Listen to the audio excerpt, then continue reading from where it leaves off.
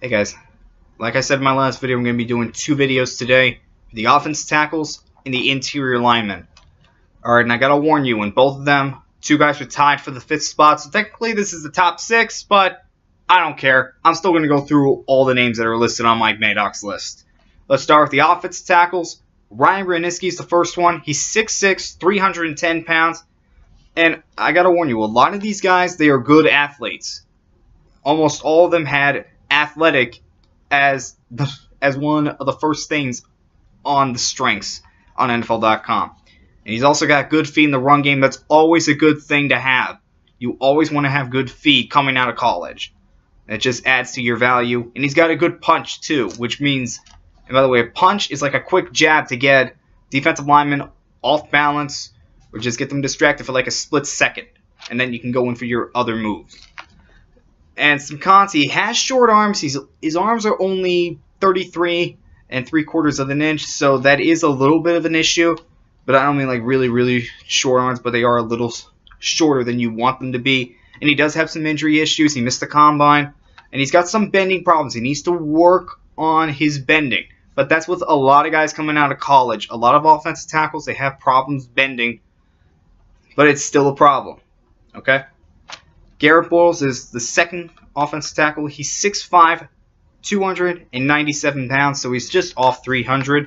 And he's another one. He's athletic, but this one is good at angle blocks. And an angle block is hard to describe, but basically you're blocking at an angle. That's what it is. You're blocking at an angle. I think that is the simplest way, because if I try to describe it any other way, you're going to get confused. And he's got good feet. He's mean. That's always good for a line when you have a mean streak on you. And he's well balanced too. That's another good thing when you have really good balance. His legs are a little bit of an issue. He needs to gain strength in that. His bending needs to be better. I said that before. The other guy, he's not good with power, as in guys that will use power like a bull rusher. He's not good with that. And he's going to be 25 when he hits training camp, so he's a little bit older than you like to see with the guy coming out of college. Antonio Garcia is number 3. He's 6'6", 302 pounds. Another one that's athletic. He actually has basketball feet. He used to play basketball, and he still has basketball feet. That's really good for a line when they have basketball feet. Just shows how quick they are. And I said that he is quick, and he's good with speed. He's good with speed rushers. That's another great thing, because a lot of guys in the NFL, they have a lot of speed to them when they're rushing the passer, and this guy can really do well handling that. And he's got loose hips, which means he's able to turn his hips really easily. Okay, that was bad grammar, I know, but I'm not going to get into that. Now, he does have his lower body strength. He needs to get stronger. His lower body needs to be stronger. Okay, that's all I'm going to say. His feet need a little work. Angles, he needs to work on that.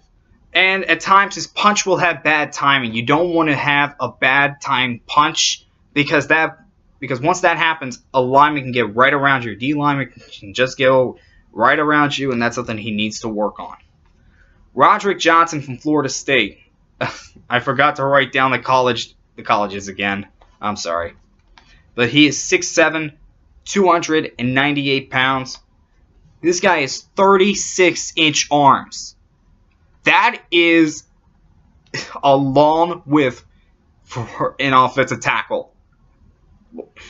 That is a very long width. That is unbelievable.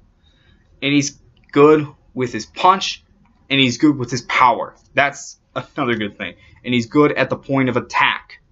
And he has good awareness.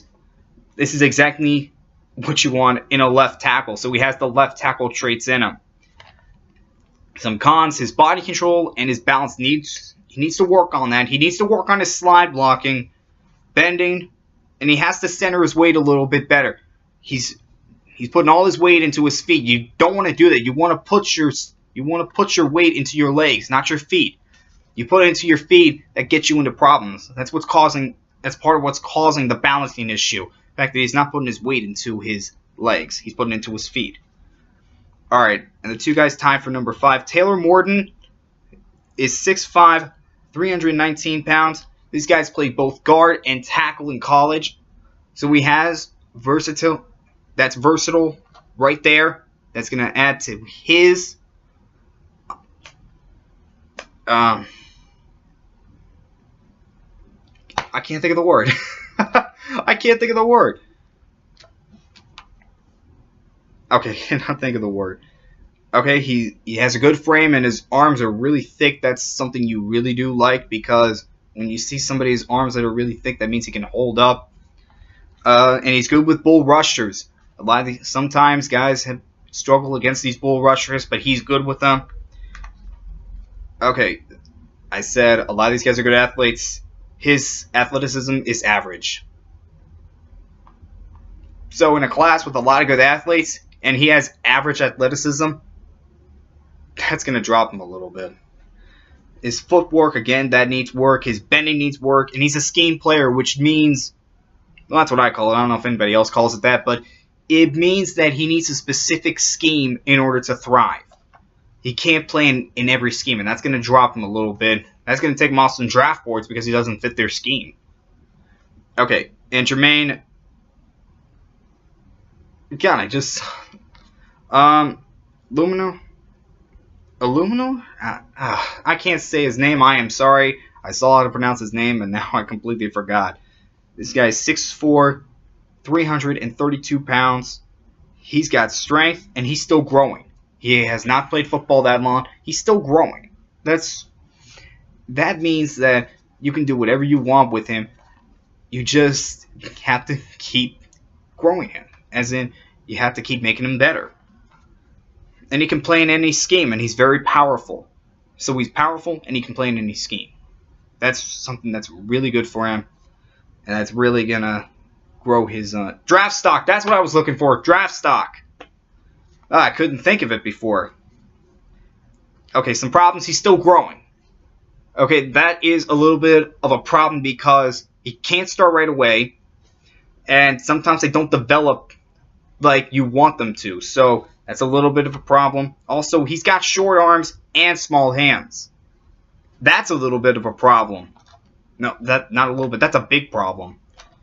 Most offensive linemen can get away with having small hands or small arms, but he's got small hands and small arms. It's going to make it tough for him.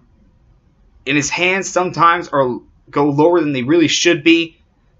When you're an offensive line, you want your hands here, and he puts his hands down lower than that. That's something that really needs to be improved on. And like I said, he's new to football, so his football intelligence needs to be worked on too. Alright, there are the tackles. I'm going to do the interior lineman later on today. Probably around 7. I'll film the video, and then I'll put it up. Trying to get it up before 8. So, see you guys later tonight.